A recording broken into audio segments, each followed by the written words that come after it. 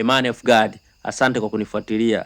Leo nitazungumza tofauti kati ya neema na sheria. Sheria ililetwa kwa mkono wa Musa, alafu neema ililetwa kwa mkono wa Yesu Kristo pamoja na kweli yake. Ukisoma katika Yohana sura ya kwanza mstari wa 17 inaeleza.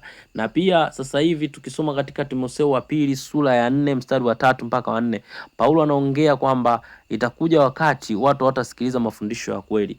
Sasa hivi watu wanafundishana mafundisho wanayojua wao kutoka vichwani mwao, wakiwa wana imani kwamba kienenda katika njia zao, hiyo ndo neema ambayo Mungu amewaachia. Sikiliza mtu wa Mungu, neema haipo hivyo. Neema lengo lake ni kutuweka sisi karibu na Mungu, na Mungu anataka wanadamu tujiongoze wenyewe katika hali ya kumtaka yeye, ili yeye afanye kwa ajili ya utukufu wake. Sasa tafsiri yake ni nini? Sisi tunatakiwa tumtumikie Mungu bila kushawishiwa, bila kusukumwa, bila kufosiwa, na tunatakiwa tuyaishi maisha matakatifu, tuvae vitu vizuri. Leo hii ukikataza watu wasivae mavazi ya aina fulani sio mazuri mbele za Mungu, wanakujia juu, wanakuambia hicho ni kipindi cha kale, kipindi cha sheria.